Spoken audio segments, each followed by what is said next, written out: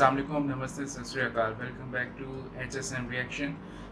आपको जैसे कि पता ही होगा, हाल ही में इंडियन नेवी ने INS विशाल का जो है एक टेस्ट ट्रायल भी किया है, जो फाइनलाइज हुआ है, और अब INS विशाल जो है वो ऑफिशियल सर्विस में जाएगा।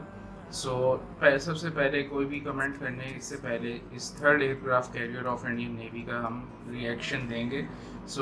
बगैर टाइम वेस्ट किए, लेट्स स्टार्ट द वीडियो। 1 2 3। 2 सितंबर 2022 भारत ने देश में अब तक के बने सबसे बड़े और complex design worship INS Vikrant को अपनी नेवी में शामिल करके वर्ल्ड के उन टॉप कंट्रीज़ के लिस्ट में आ गया जो खुद से एयरक्राफ्ट कैरियर को डिज़ाइन, डेवलप और मैन्युफैक्चर कर सकते हैं। INS विक्रांत के फुली ऑपरेशनल होने के बाद हमारे 7,500 किलोमीटर लंबे कोस्ट लाइन के ईस्टर्न और वेस्टर्न दोनों कोस्ट के लिए अब एक सेपरेट एयरक्राफ्ट कैरियर हो गया है, जहां INS विक्रांत INS विक्रमादित्य को सपोर्ट एंड सप्लीमेंट करेगा। लेकिन एक तरफ जहां चाइना इंडियन ओशन रीजन में अपने एग्रेसिव बिहेवियर से अपना डोमिनेंस शो कर रहा है, वहीं INS विक्रमादित्य को 2035 तक डीकमीशन करने का प्लान है और इंडियन नेवी किसी भी टाइम एयरक्राफ्ट ऑपरेट करने के पक्ष में रही है, जिससे कि इंडियन ओशन रीजन में इंडियन नेवी का दबदबा हमेशा कायम रहे। तो इस वीडियो में हम जानने की कोशिश करेंगे कि आखिर क्यों इंडियन नेवी को INS विशाल की जरूरत है और इंडियन नेवी को INS विशाल बनाने की तैयारी अभी से ही क्यों शुरू करनी चाहिए। बहुत अच्छी चीज चल रही बात कर लेते हैं INS कि विशाल की। INS F-18 एयरक्राफ्ट का जो ट्रायल चल रहे हैं प्लस वाला एयरक्राफ्ट कैरियर होगा, जो कि लगभग 50 to 60 फाइटर जेट और हेलीकॉप्टर के मिक्स को कैरी करने में सक्षम होगा। इसकी रेंज INS विक्रांत से ज़्यादा होगी, यानी कि 15,000 किलोमीटर प्लस होगी, और ये aircraft carrier STOBAR type aircraft carrier ना होकर कैटोबार टाइप एयरक्राफ्ट कैरियर होगा। Flat top aircraft carrier. CATOBAR का मतलब होता है catapult assisted take off but arrested recovery, जहां फाइटर जेट को लॉन्च करने के लिए इमॉल्स जो यूएस नेवी जो है वो यूज करती है ज्यादा। इलेक्ट्रोमैग्नेटिक एयरक्राफ्ट लॉन्च सिस्टम को बोलते हैं, जहां फाइटर जेट को इलेक्ट्रोमैग्नेटिक कैटापुल्ट की मदद से लॉन्च किया जाता है, जिसे अभी और इलेक्ट्रोमैग्नेटिक ना भी हो तो इससे कैटापुल्ट की मदद से गैस प्रेशर से भी फाइटर करते जेट को हैं लॉन्च किया जाएगा। अभी यूएस नेवी में ज्यादातर यही पे मौजूद फाइटर जेट से ज्यादा फ्यूल और वेपन को लेकर फ्लाई कर सकता है।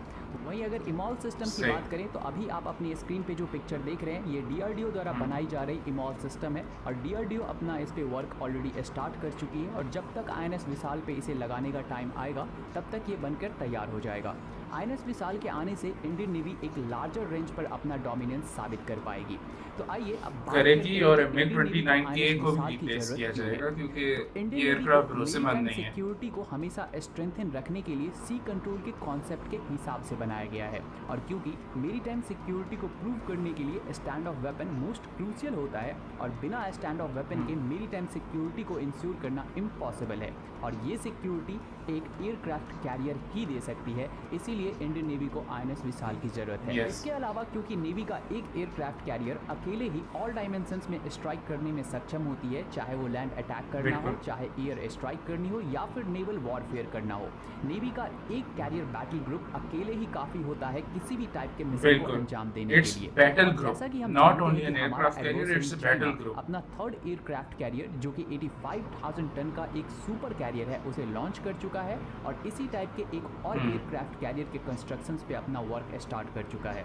ऐसे चाइना जो है वो बहुत ज्यादा डोमिनेट करेगा आगे भी, पावर को उसको बीट करना जो है वो बहुत मुश्किल है अब चाइना को। एयरक्राफ्ट कैरियर वो मैं आपको उसकी रीजन बताता हूं इस वीडियो के बाद। फायर मोड में ऑपरेट होने चाहिए और इसीलिए थर्ड एयरक्राफ्ट कैरियर एक एब्सोल्यूट नीड है। लेकिन यहाँ पे सवाल ये है कि क्या नेवी के पास इतने फंड हैं कि वो INS विशाल को फंड दे सके। तो देखिए, नेवी को इस समय 6 SSN यानी कि न्यूक्लियर अटैक सबमरीन और 6 डीजल इलेक्ट्रिक सबमरीन की भी उतनी ही नीड है जितनी की एक एयरक्राफ्ट कैरियर की। और क्योंकि हम चाइना को अपना एडवर्सरीज मानकर अपनी नेवी को स्ट्रॉन्ग बना रहे हैं, तो चाइना के पास इस टाइम पे लगभग 58 to 60 के नंबर में सबमरीन्स हैं, जिनमें से 6 nuclear powered ballistic submarine, 6 nuclear powered attack submarine और 46 डीजल पावर्ड अटैक सबमरीन है। वहीं हमारे पास 17 डीजल इलेक्ट्रिक सबमरीन है, 2 nuclear powered ballistic submarine INS Arihant और INS अरिघाट है। वहीं 2 और न्यूक्लियर पावर्ड बैलिस्टिक सबमरीन बनकर तैयार है जिसे लॉन्च किया जाना है, और इसके बाद 2 और न्यूक्लियर पावर्ड बैलिस्टिक सबमरीन बनाए जाएंगे। यानी कि न्यूक्लियर पावर्ड बैलिस्टिक सबमरीन के मामले में ओके, हम इस चाइना के बारे में बराबर हो मुझे जाएंगे, नहीं पता लेकिन था कि इंडिया हमारे के पास न्यूक्लियर न्यूक्लियर पावर्ड सबमरीन है। अटैक सबमरीन अभी भी एक भी नहीं है, और इसीलिए नेवी 6 के नंबर में ऐसी सबमरीन को बनाना चाहती है, जिससे कि हम चाइना को सबमरीन के मामले में 2030 तक इजीली काउंटर कर सके। और यही कारण है कि थर्ड एयरक्राफ्ट कैरियर या फिर न्यूक्लियर पावर्ड अटैक सबमरीन में से नेवी के पास किसी एक प्रोजेक्ट को ही फंड करने के पैसे हैं, और इसीलिए नेवी ये चाह रही है कि इन दोनों प्रोजेक्ट में से किसी एक प्रोजेक्ट को डायरेक्टली और एयरक्राफ्ट कैरियर के बाद जिससे कि एयरक्राफ्ट की 2030 प्रोक्योरमेंट के तक बारे में तो दोनों बताया चीज को नहीं, अचीव उसमें भी करके तो पैसा चाइना को लगेगा। इजीली काउंटर कर सके, और इंडिया को इकोनॉमिकल पावर के साथ साथ नेवल सुपर पावर के रूप में भी वर्ल्ड में स्थापित कर सके। तो आज के लिए बस इतना ही। अगर इस वीडियो से रिलेटेड आपको कोई भी सो बेसिकली मुझे इस बारे में नहीं पता था कि इंडिया के पास न्यूक्लियर सबमरीन्स भी हैं। फॉर दोज पीपल जिनको मतलब कि इसका शायद फ़र्क का ना पता हो ज़्यादा, तो बेसिकली न्यूक्लियर पावर सबमरीन्स जो हैं वो काफ़ी अरसे तक जो है, काफ़ी टाइम तक आप कह सकते हैं, वो अंडर वाटर रह सकती हैं, और इसी वजह से वो ज़्यादा डेडली होती हैं। और बहुत कम ही ऐसे मुल्क हैं जो न्यूक्लियर पावर सबमरीन्स जो हैं वो पोजेस करते हैं। अभी यही प्रॉब्लम जो है वो यूएस, ऑस्ट्रेलिया और फ्रांस के दरमियान था, जिसमें फ्रांस यूएस के साथ नाराज़ हो गया था। सो बेसिकली ये ऐसा क्यों है कि बहुत कम कंट्रीज़ के पास है न्यूक्लियर पावर। कोई भी चीज़ जो है न्यूक्लियर से कोई भी चीज़ बनने वाली, वो बनाना बहुत ज़्यादा मुश्किल है, और उसके लिए एक बहुत बड़ा टाइम फ्रेम चाहिए। साइंटिस्ट जो हैं वो बहुत लंबे अरसे तक काम करते हैं। अगर मैं बात करूं पाकिस्तान की, जब हम न्यूक्लियर पावर बन रहे थे, तो जब जुल्फ़िकार अली भुट्टो का दौर था, फॉर 1973 का जो दौर था, तब स्टार्ट हुआ था, और 1998 में आके हमने टेस्ट एक्सपेरिमेंट किए थे अपने न्यूक्लियर वेपन के। तो अब आप इसमें देख लें कि इस अरसे के अंदर कितना टाइम लगा पाकिस्तान को न्यूक्लियर कैपेबिलिटी बनाने में। और मोस्ट ज़्यादा प्रॉब्लम ये हुई थी कि इंडिया के ऊपर भी सैंक्शंस थी, पाकिस्तान के ऊपर भी सैंक्शंस थी, तो वो इक्विपमेंट की प्रोक्योर करना वो काफ़ी टाइम लगता है। तो इसी तरह सबमरीन्स का भी यही प्रॉब्लम है। इस सबमरीन, ये जो न्यूक्लियर पावर सबमरीन्स हैं, इनको वही कंट्री पोजेस करना चाहती हैं जो अपनी जो हेजमोनिक डोमिनेंस है उसको बढ़ाना चाहिए। फॉर एग्जांपल अमेरिका, चाइना, इस वक्त ये दो ही जो मुल्क हैं, ये एक हेजमोनिक बनना चाहते हैं, जो इस पूरी दुनिया पे हुकूमत करना चाहते हैं। तो अब चाइना की ऑफ कोर्स एक्टिविटी जो है वो पैसिफिक ओशियन में भी बहुत ज़्यादा है, इंडियन ओशियन में भी बहुत ज़्यादा है, क्योंकि चाइना को अपना प्रॉब्लम है आगे कि अगर अमेरिका ने उसे ब्लॉक कर दिया तो फिर क्या होगा। जो इंडोनेशिया के दरमियान एक स्ट्रेट ऑफ मलाक्का है, वहाँ से ये प्रॉब्लम जो है हो सकती है। सो चाइना इसीलिए बेल्ट एंड रोड इनिशिएटिव भी बना रहा है। उसी बेल्ट एंड रोड इनिशिएटिव के अंदर पाकिस्तान का सी पैक भी, हमारा जो है वो सी पैक आता है उसके अंदर। इंडिया के साथ अलग से एग्रीमेंट्स जो हैं वो चाइना के नहीं है, लेकिन दूसरे ममालिक के हैं, लेकिन वो इतने ज़्यादा आप कह सकते हैं इतने बड़े लेवल के नहीं हैं जितने बड़े लेवल का BRI है, क्योंकि BRI के अंदर मिडल ईस्ट भी शामिल है, BRI के अंदर सेंट्रल एशियन स्टेट्स भी शामिल हैं, BRI के अंदर यूरोप की कुछ स्टेट्स भी शामिल है, और BRI के अंदर पाकिस्तान भी शामिल है, ईरान भी अब शामिल है उसके अंदर। सो BRI जो है वो काफ़ी बड़ा एक प्रोजेक्ट है। अब जहाँ पे बात है पैसिफिक ओशियन से रिलेटेड, इंडो पैसिफिक ओशियन में, तो चाइना का जो डोमिनेंस है वो ऑफ कोर्स रहता है। जैसे उसने अभी हाल ही में एक इकोनॉमिक फ्रेमवर्क अपना बनाया है, जिसके अंदर उसने सारे न्यूजीलैंड, ऑस्ट्रेलिया, इसके अलावा कंबोडिया, मंगोलिया, और भी बहुत सारे जो मुल्क हैं, उसके म्यांमार, इन सारों को टैरिफ फ्री जो है डिक्लेयर करके, कोई टैरिफ नहीं लगता इनकी एक्सपोर्ट पे और इंपोर्ट पे। यानी कि अगर चाइना कोई भी चीज़ एक्सपोर्ट करेगा तो ये लोग टैरिफ नहीं लगाएंगे उसकी चीज़ पे, और अगर ये लोग कोई चीज़ एक्सपोर्ट करेंगे चाइना को, तो चाइना जो है वो किसी किस्म का कोई टैक्स नहीं लगाएगा। सो एक ये बहुत बहुत बड़ी डेवलपमेंट है चाइना के लिए, क्योंकि अब बहुत सारे जो मुल्क हैं वो चाइना के ऊपर डिपेंड करते हैं, तो इसी वजह से कोई रिस्क नहीं लेगा कि उसके साथ रिलेशन हम ख़राब कर सकें। बेशक वो ऑकस बना लें, जो भी बना है, बेशक वो जो अभी नई ऑर्गेनाइजेशन इंडिया के साथ बनाई है, इंडिया, अमेरिका और ब्रिटेन की, तो ये बहुत, मतलब कि ये बहुत बड़ी चीज़ है। अब यहाँ पे जब एयरक्राफ्ट कैरियर की बात है, मुझे सेकंड एयरक्राफ्ट कैरियर का नहीं पता कि वो INS विराट था। इंडिया का, आई बिलीव यही नाम था।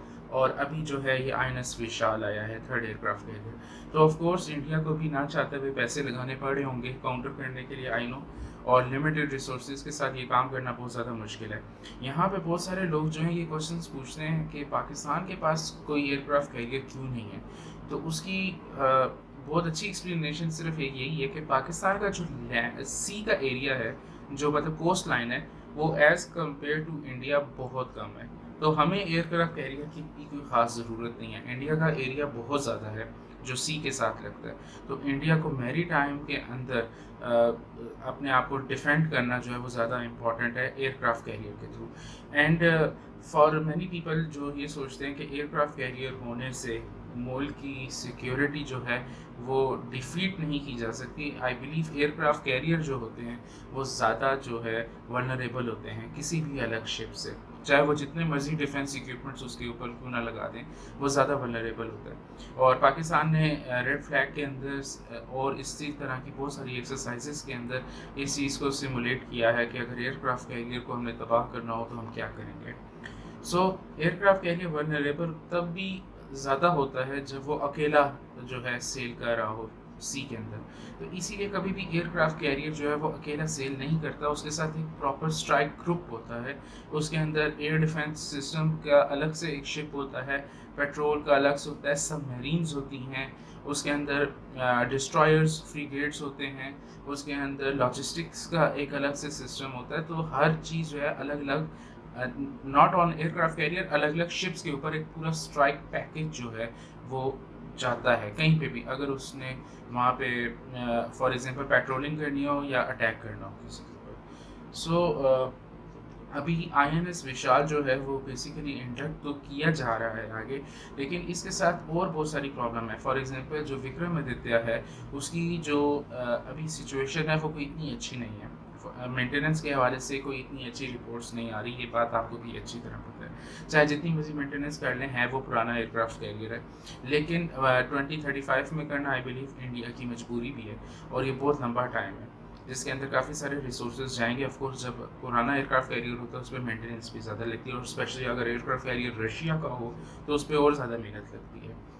सो ऑफ कोर्स ये अब मजबूरी के टाइम में हर चीज़ चलती है, लेकिन उससे भी ज़्यादा जो इम्पोर्टेंट चीज़ है वो ये है कि इंडिया कौन सा एयरक्राफ्ट जो है वो प्रोक्योर करेगा अपने एयरक्राफ्ट कैरियर के ऊपर चलाने के लिए। MiG-29 के अगेन काफ़ी ज़्यादा इंसिडेंट्स हुए थे लास्ट ईयर और उससे लास्ट ईयर में, और उसकी वजह से कोई इतना, और MiG-29 जो है वो उसको मतलब कि एयर सुपीरियॉरिटी फाइटर कंसीडर नहीं किया जा सकता आजकल के टाइम में, जहाँ पे आपके पास F-35 आ रहा हो, जहाँ आपके पास रफ़ाल आ गया हो। तो रफ़ाल के comparatively MiG-29 air superiority fighter नहीं है। तो आई बिलीव कि इंडिया रफ़ाल में से या F-18 एयरक्राफ्ट में से कोई एक जो है एयरक्राफ्ट चूज़ करेगा। लेकिन ज़्यादा अच्छी जो मेरी नज़र में है चॉइस वो इंडिया के पास रफ़ाल एयरक्राफ्ट की है, क्योंकि रफ़ाल एयरक्राफ्ट एयरफोर्स भी यूज़ करती है। तो जब नेवी वो यूज़ करेगी तो उसको अच्छे तरीके से उसकी कैपेबिलिटीज़ के बारे में पता होगा। बाकी ये चीज़ आई बिलीव के एक्सपर्ट्स के पास मौजूद है कि उन्होंने कौन सा एयरक्राफ्ट लेना है, कौन सा नहीं लेना। मेरी राय में अमेरिका के ऊपर डिपेंड इंडिया ना करे तो ज़्यादा बेहतर है, क्योंकि अमेरिका जो है वो कभी भी खुद नहीं लड़ता, आगे किसी को रख के टिश्यू पेपर की तरह यूज़ करता है। ये हम बहुत सारी चीज़ों में हम देख चुके हैं, चाहे वो कोल्ड वॉर हो, चाहे वो कोई भी इराकी वॉर, उसमें आप देख लें कि अमेरिका फ्रंट पे था फिर पीछे चला गया छोड़ के, मतलब कि एक वैक्यूम क्रिएट करके अमेरिका पीछे हट जाता है। अफगानिस्तान की वॉर देख लें, अमेरिका भी वैक्यूम क्रिएट करके फिर पीछे चला गया। तो यही जो है अमेरिका करता है। Anyways it's a very nice thing कि थर्ड एयरक्राफ्ट कैरियर आ गया, और कोई भी वीडियो इसके बारे में आती है तो इंशाल्लाह उसके ऊपर रिएक्ट करेंगे। मेरी कोशिश होगी मैं हर उस वीडियो अपलोड करूँ। थैंक्स फॉर वॉचिंग, सब्सक्राइब करना ना भूलिएगा। अल्लाह हाफिज़।